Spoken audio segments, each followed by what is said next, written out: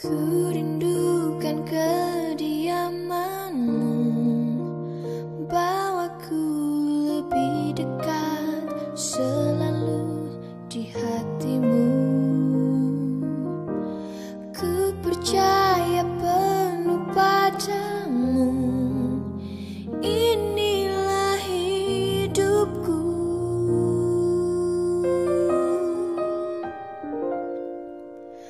Bukan dengan hanya melihat, namun dengan percaya ku ada karenamu.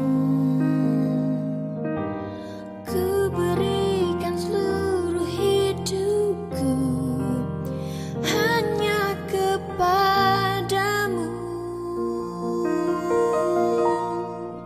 Ini aku Tuhan, bejana kasih-Mu, ajarku setia, seturut kehendak-Mu. Ini aku Tuhan, bentuklah hidupku, ajarku mengenal seluruh rencana-Mu di dalam hidupku.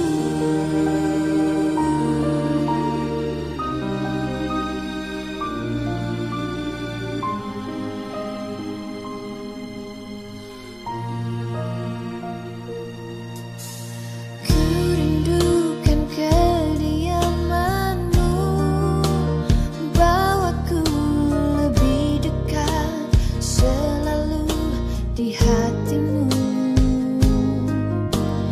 Ku percaya penuh padamu, inilah hidupku.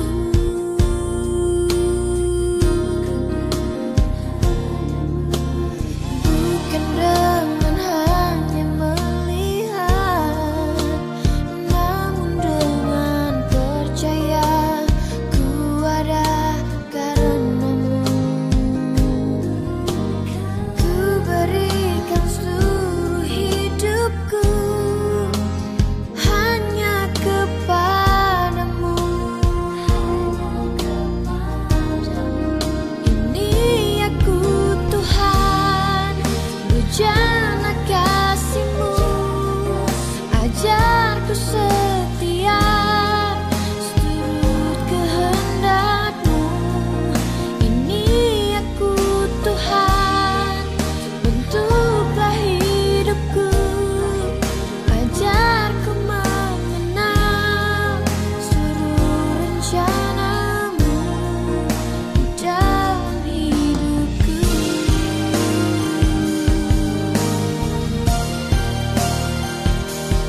Oh, oh, oh, oh.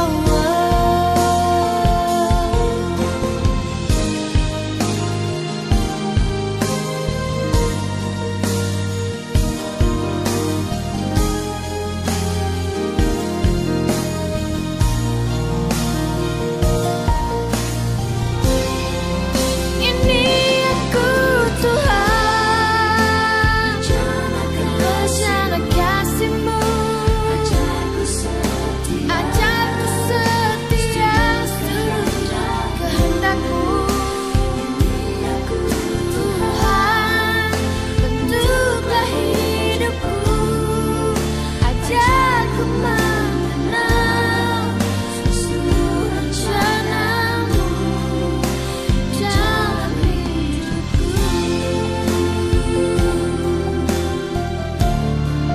Ajarku mengenal seluruh rencana-Mu, ajarku mengenal seluruh rencana-Mu di dalam hidupku.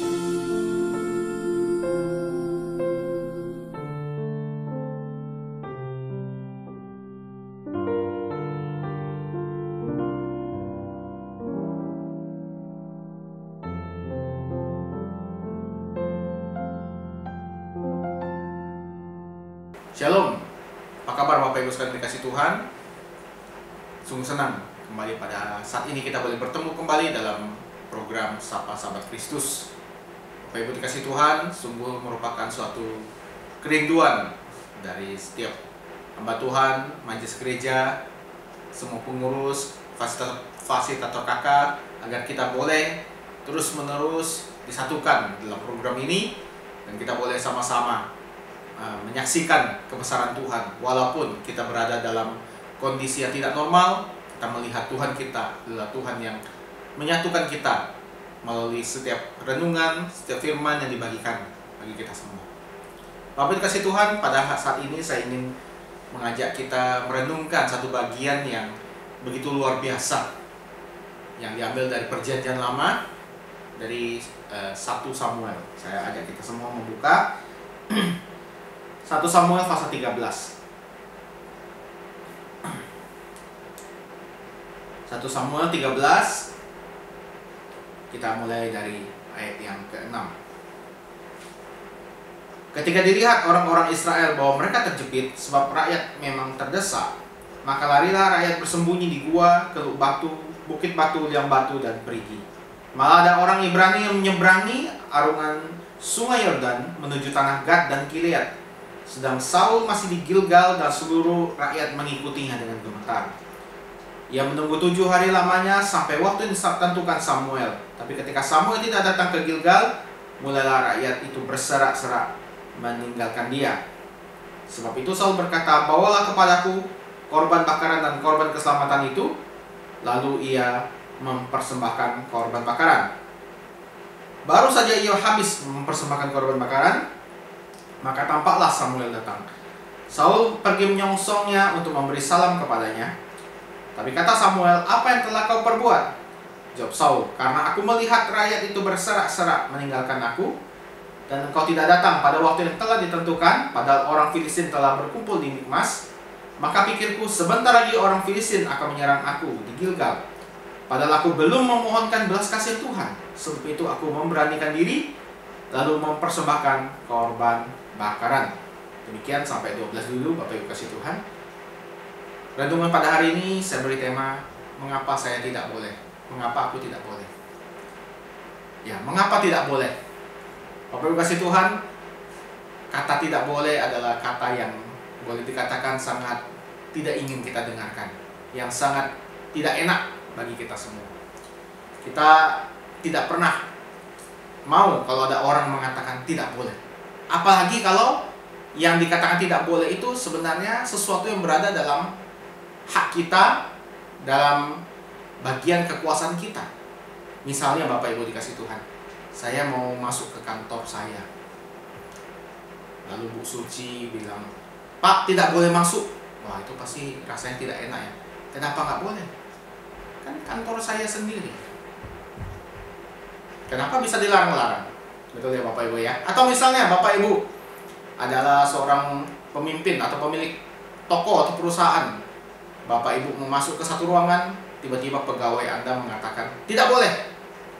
Tidak boleh masuk. Wah, ini apa-apaan ini? Yang bos saya atau Anda gitu ya. Memang zaman sekarang banyak anak buah lagaknya melebihi bos gitu ya. Bahkan bosnya sendiri diatur-atur sama dia. Memang ada yang seperti itu ya. Tetapi tentu saja tidak semua larangan itu jelek, karena kita perlu melihat ada apa di baliknya. Tetapi kalau yang intinya adalah kita tidak senang dikatakan tidak boleh. Mengekang kebebasan kita, mengekang keinginan kita melakukan sesuatu. Ya. Maka kalau dibilang tidak boleh, kenapa tidak boleh? Itulah tema pada saat ini. Nah Bapak Ibu kasih Tuhan, mungkin itu juga yang ada dalam pikiran Raja Saul. Dia adalah seorang raja. Dia seorang penguasa. Ingat, ini adalah raja di zaman Perjanjian Lama, bukan raja di zaman modern. Kalau raja sekarang, raja Belanda, ratu Inggris, dia mau buat apa dia harus tanya dulu perdana menterinya, dia harus tanya dulu rakyatnya. Nggak bisa dia suka-suka menentukan suatu kebijakan, karena zaman sekarang monarki atau kerajaan itu sudah merupakan sebuah simbol belaka. Yang berkuasa secara de facto adalah pemerintahan sipil atau pemerintahan demokrasi. Nah Bapak Ibu Tuhan, ini zaman itu, zaman PL, Saul adalah raja yang berkuasa. Segala sesuatu di dalam wilayah kekuasaannya adalah terserah dia mau ngapain. Namanya juga seorang raja. Dan kalau kita baca juga ayat yang tadi saya ajak kita baca, ini adalah situasi yang sangat genting Bapak Ibu ya. Kalau kita lihat di pasal 13 mulai dari ayat 1 dan seterusnya. Jadi ada pertempuran, peperangan antara bangsa Israel dengan orang Filistin. Kalau di ayat 3 dikatakan anaknya Raja Saul, Yonatan, memukul kalah pasukan pendudukan orang Filistin yang ada di Geba. Maka dia balas dendam gitu ya. Orang Filistin balas dendam. Mereka dikerahkan tentara besar untuk melawan Saul dan rakyatnya di Gilgal. Dikatakan di ayat 5, 3.000 kereta, 6.000 orang pasukan berkuda, pasukan berjalan kaki sebanyak pasir tepi laut. Wah, ini jumlah yang sangat besar. Dikatakan sampai jumlahnya seperti pasir di tepi laut. Mungkin Bapak Ibu bisa membayangkan film-film sekarang, film kolosal perang itu ya, yang pasukannya tuh begitu banyak. Nah Bapak Ibu kasih Tuhan, tentu saja ini suatu keadaan yang mengerikan. Maka tadi di ayat 6 kita lihat banyak rakyat yang sembunyi, melihat waduh musuhnya banyak kali, banyak sembunyi di gua, keluk batu, bukit batu, liang batu, perigi, ya. Bahkan ada yang lari menuju tanah Gad dan Gilead. Nah, ini adalah suatu situasi yang gak mengenakan, ya Bapak Ibu ya. Dan lagi faktor selanjutnya, Saul itu menunggu kedatangan Nabi Samuel. Samuel ini adalah yang punya hak untuk membakar korban bakaran, korban keselamatan, korban bakaran gitu Bapak Ibu ya. Jadi dia menunggu nih, mana nih Samuel ini, karena kalau tidak ada berkat Tuhan, tidak ada restu Tuhan, mereka perang, pasti mereka akan kalah, pasukannya kalah jauh gitu ya. Maka mereka menunggu, kapan nih Samuel datang? Dikatakan bahkan 7 hari lamanya belum datang-datang nih Samuel. Ya, di ayat 8, Samuel karena Samuel tidak datang ke Gilgal, mulai rakyat itu berserak-serak meninggalkan Raja Saul. Wah, tentu saja nih sebagai seorang pemimpin, apalagi di tengah bahaya, ancaman bahaya yang luar biasa, wah ini sangat membuat frustasi, membuat membingungkan. Maka tidak mengherankan di ayat 9 dia berkata, bawalah kepadaku korban bakaran dan korban keselamatan itu. Jadi dia yang bakar. Nah, kenapa tidak boleh? Mungkin kita bertanya demikian. Memang situasinya mendesak bukan? Mereka lagi dikepung di tengah ancaman besar. Banyak orang rakyatnya meninggalkan dia, desersi gitu ya, dalam bahasa militer, meninggalkan tugasnya. Dan juga Nabi Samuel ini kok nggak datang-datang, padahal waktunya udah tepat. Nggak tepat waktu, jam karet juga rupanya ya, Nabi Samuel ini Bapak Ibu.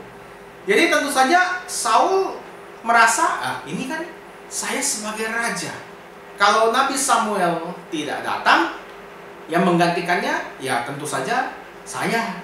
Karena saya adalah yang berkuasa sebenarnya. Nabi Samuel kan rakyat saya lebih berkuasa dari dia. Kenapa tidak boleh? Ya kan, kenapa tidak boleh? Loh, saya juga adalah raja yang diurapi Tuhan lagi. Saya adalah orang yang punya hak untuk membakar juga. Makanya melakukan korban bakaran itu. Tapi kita lihat, ketika ayat 10, ketika baru saja ia habis mempersembahkan korban bakaran, datanglah Samuel. Wah, Samuel kemudian bertanya, apa sih yang kamu buat? Saul membela diri. Ya, di ayat 11-12, wah banyak rakyat tuh berserak-serak meninggalkan aku, dan engkau tidak datang pada waktu telah ditentukan. Jadi salahmu juga, engkau jam karet juga gitu ya. Katanya OTW, tapi kok nggak sampai-sampai gitu ya. Nah, mungkin ini ada banyak dari kita ini mungkin juga belajar dari Samuel Bapak Ibu ya. OTW tapi kok nggak sampai-sampai gitu kan. Maka 12, maka pikirku sebentar lagi orang Filistin menyerang aku di Gilgal, padahal aku belum memohon belas kasihan Tuhan. Ya udah, aku beranikan diri membakar korban bakaran itu. Logis sekali. Secara manusiawi, secara leadership sangat logis. Karena memang nggak ada jalan lain. Orang yang bertugas membakar yaitu Samuel nggak datang-datang, jam karet.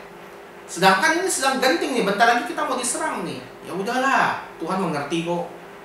Tuhan memahami kok. Tuhan kita kan maha besar, maha kasih, maha bijaksana gitu ya. Pasti dia mengerti. Tapi apa kata atau jawaban dari Samuel kepada Saul ayat 13? Perbuatanmu itu bodoh. Engkau tidak mengikuti perintah Tuhan Allahmu. engkau tidak mengikuti perintah Allah. Bapak Ibu kasih Tuhan, seringkali dalam hidup kita pun kita melakukan hal yang mirip. Kita melakukan segala sesuatu menurut pertimbangan kita masing-masing. Kita melihat, wah situasinya memang sangat menyulitkan, sangat membahayakan. Kemudian kita juga mungkin sudah meminta pertolongan Tuhan, kita doa, kita ngomong sama pendeta, kita apapun juga kita lakukan. Tuhan tidak menjawab, atau Tuhan seolah-olah diam saja. Tidak ada jalan keluar. Ya sudahlah, dengan keberanian saya, dengan nekat saya, dengan iman kita mengatakannya. Memang iman dan nekat itu beda tipis, tergantung kita melihatnya dari mana, gitu ya. Bagi saya nekat, mungkin bagi Anda iman, atau sebaliknya. Ya udahlah, saya beriman atau saya nekat melakukannya. Pada Bapak Ibu kasih Tuhan, Samuel mengatakan, engkau tidak mengikuti perintah Tuhan Allah. Perintah Tuhan mengatakan hanya Nabi Samuel lah, hanya para imam besar lah yang boleh membakar korban, bukan seorang raja. Bahkan Daud pun yang nanti menggantikan Saul tidak pernah membakar korban dengan inisiatifnya sendiri. Itu harus dilakukan oleh imam besar atau nabi Tuhan, orang yang memang ditunjuk Tuhan melakukannya. Nah Bapak Ibu, mungkin kita mengatakan Tuhan itu nggak fleksibel, Tuhan itu kaku. Ya, gimana ini? Padahal kita sedang genting nih situasinya, lagi nggak enak. Nah kita berpikir, menurut hemat saya atau pengertian saya, bagusnya melakukan ini. Dan kita tidak menunggu Tuhan. Jadi kita tidak taat pada Tuhan. Nah Bapak Ibu kasih Tuhan, inilah masalah besar di hidup kita. Karena kita tuh tidak punya pengetahuan akan masa depan. Kita nggak tahu dan kita hanya meraba-raba. Dan celakanya, kita mengambil keputusan berdasarkan pengertian kita sendiri, berdasarkan pemahaman kita sendiri. Padahal kita juga menebak-nebak, spekulasi Bapak Ibu, karena kita nggak tahu masa depan. Dan kita melupakan bahwa kita adalah anak Tuhan. Kita adalah umat Tuhan. Ingat baik-baik, kita adalah umat Tuhan. Kita bukan bertindak atas keinginan kita sendiri, bukan menurut pemahaman kita sendiri, menurut logika kita sendiri. Seringkali memang, seperti tadi saya katakan di awal, kita merasa ini wilayah kita kok, keputusan saya kok, kenapa kamu ikut campur gitu ya? Kenapa saya tidak boleh? Kenapa aku tidak boleh melakukannya? Kan ini pikiran saya, ini hidup saya ambil tindakan, resiko saya tanggung sendiri, so what? Kenapa tidak boleh? Nah, kita lupa bahwa kita adalah umat Tuhan, kita melakukan kehendak Tuhan. Bapak kasih Tuhan, inilah yang kadang-kadang sering kita lupakan, bahwa kita adalah umat Tuhan, dan sebagai umat kita hanya boleh mengikuti atau menjalankan apa perintah Tuhan. Seringkali di hidup kita merasa ini kan hidup saya. Akhirnya kita tidak lagi benar-benar melakukan kehendak Tuhan. Kita melakukan apa yang benar menurut kita, dan kita tidak melakukan apa yang benar menurut Tuhan. Bapak Ibu kasih Tuhan, seringkali di hidup kita ini kita menjadi Tuhan atas diri kita sendiri.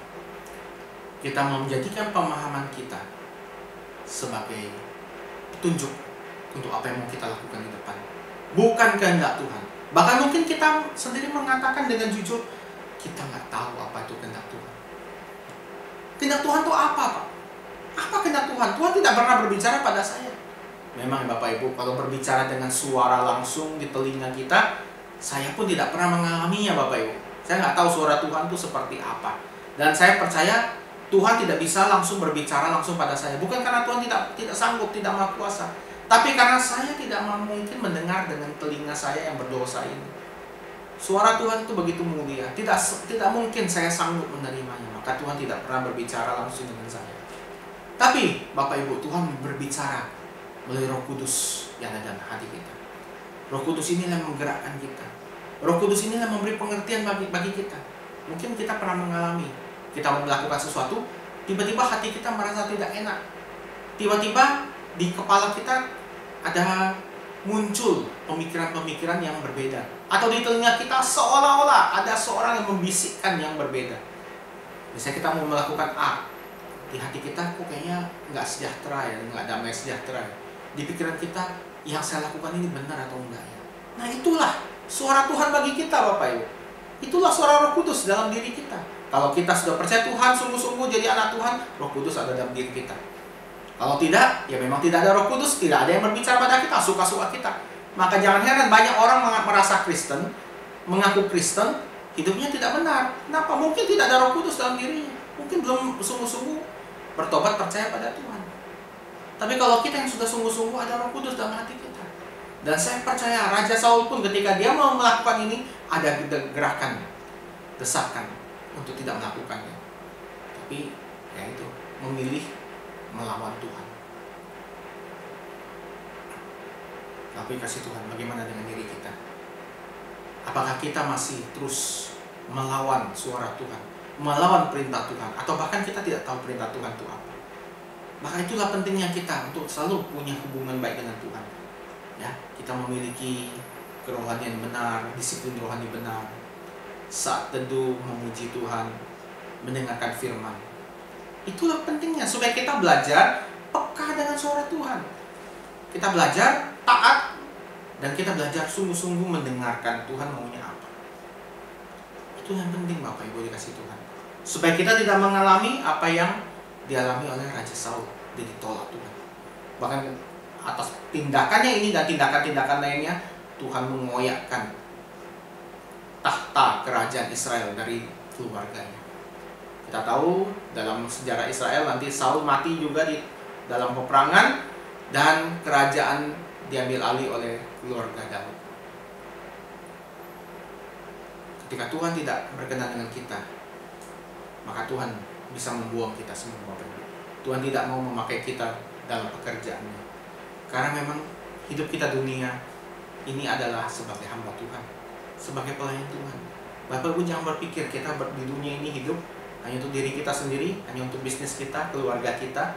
Itu tidak ada Bapak Ibu. Mungkin kita berbisnis, kita melakukan segala sesuatu, Tuhan berkati kita, tapi ingat, Tuhan ciptakan kita, izinkan kita hadir di dunia ini untuk melakukan kehendak-Nya. Jangan merasa, wah kita sukses dalam bisnis, kita sukses dalam segala hal. Tapi kalau kita tidak melakukan kehendak Tuhan, firman Tuhan pernah berkata, apa gunanya seorang memiliki seluruh dunia, tapi kehilangan nyawanya, kehilangan jiwanya.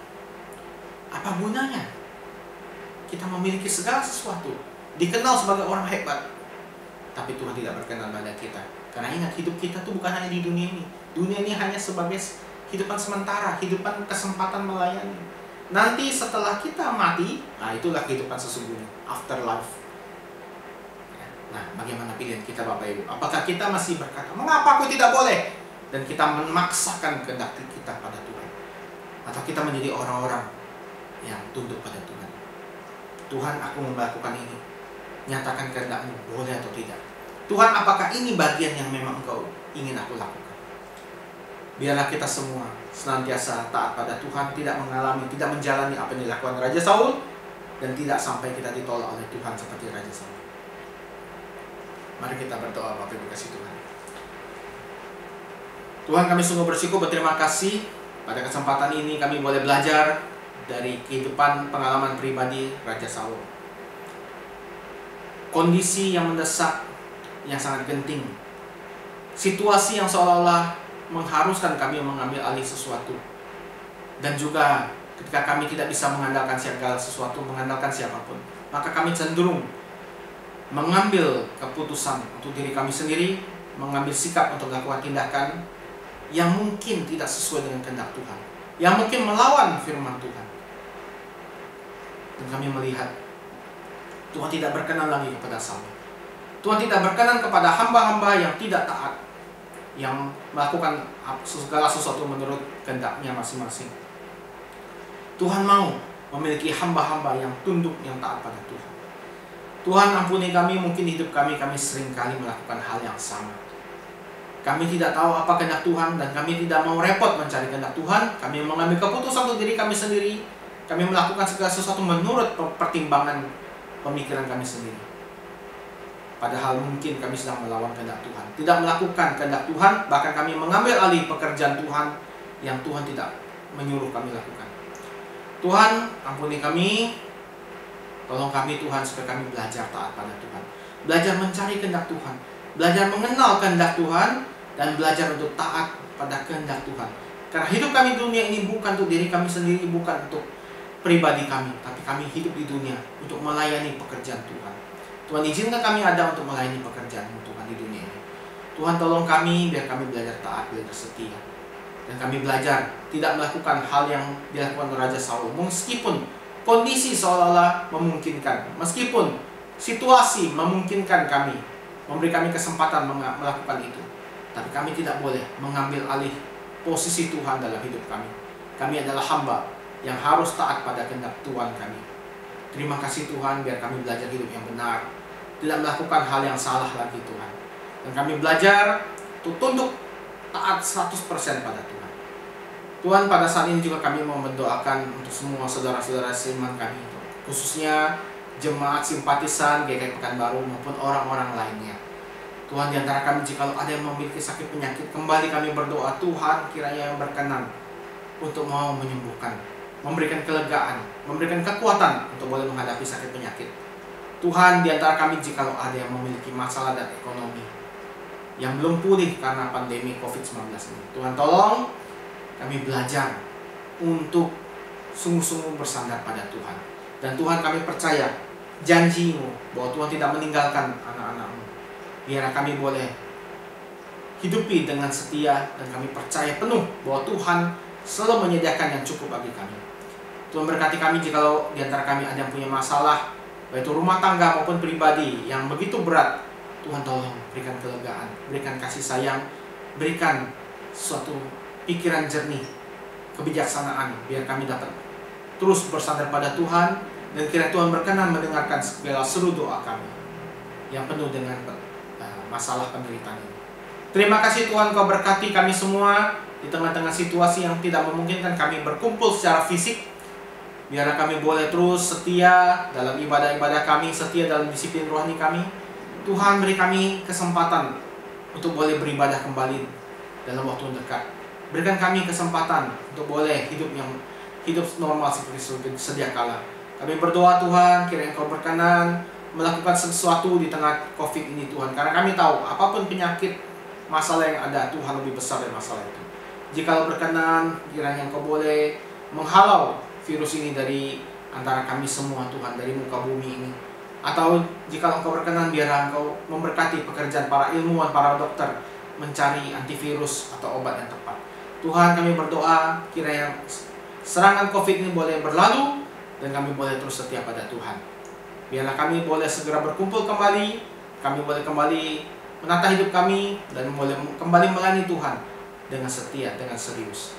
Terima kasih Tuhan, dengarkan seru doa kami, dan nama Tuhan Yesus kami berdoa. Amin.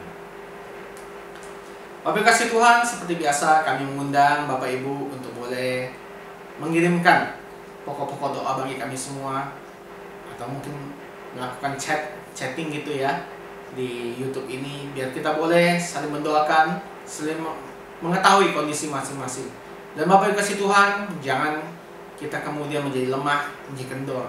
Sudah kurang lebih 3 bulan kita tidak beribadah, jangan jadikan ini kebiasaan ya Bapak Ibu. Nanti kalau sudah beribadah, udah kebiasaan online aja lah. Jangan Bapak Ibu ya, kecuali memang Anda yang sudah berusia lanjut atau yang masih kecil, memang tidak disarankan dalam waktu dekat untuk melakukan kumpul-kumpul sosial atau kumpul-kumpul yang ramai.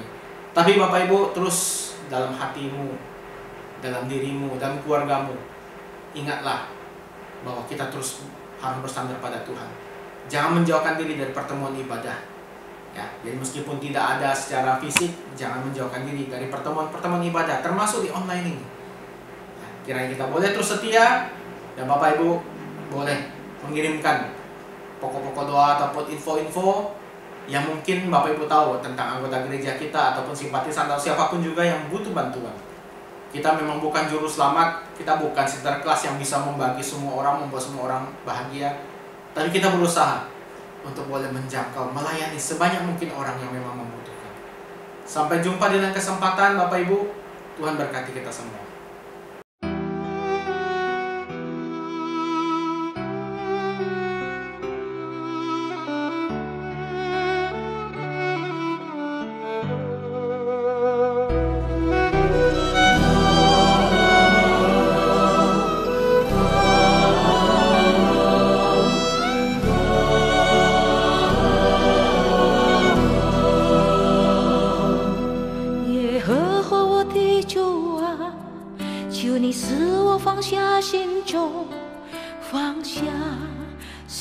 就说爱。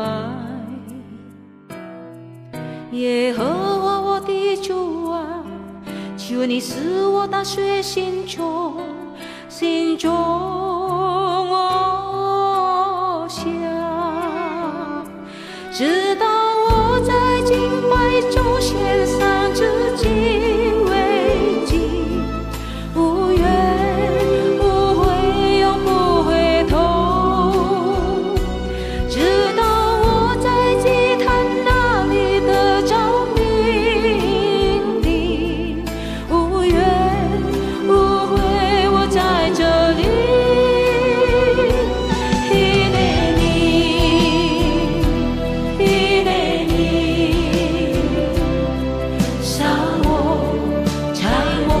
我在这里，一年里，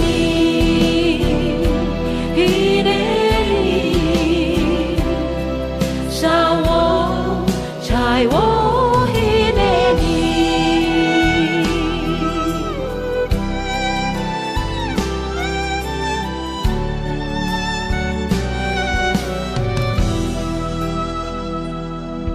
Ya Tuhan tolong lepaskan dari hatiku segala yang ku cinta. Ya Tuhan tolong daku hancurkan semua berhala dalam hatiku, sampai ku persembahkan diri di mezbahmu.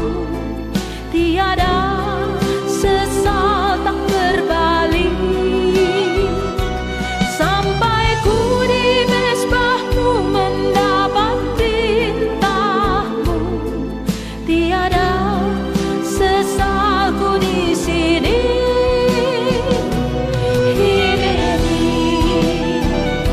Ku di sini.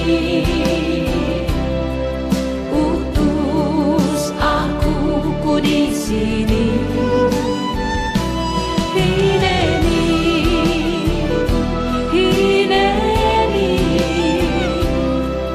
Utus aku, ku di sini，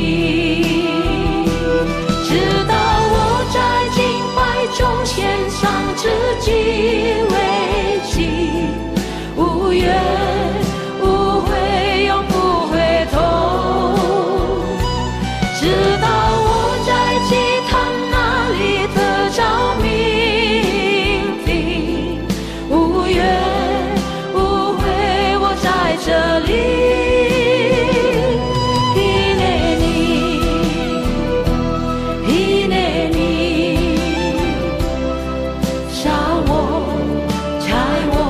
在这里，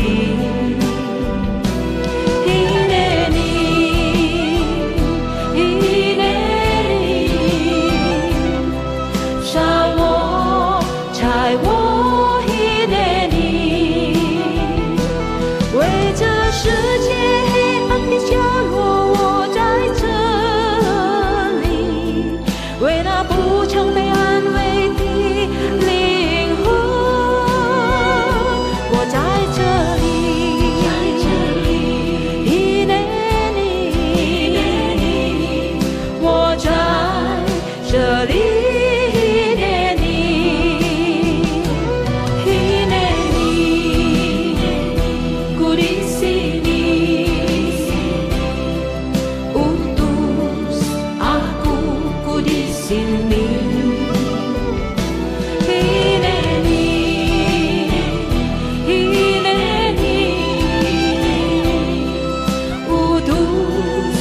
Aku, ku di sini, ini, ku di sini, utus aku, ku di sini, ini,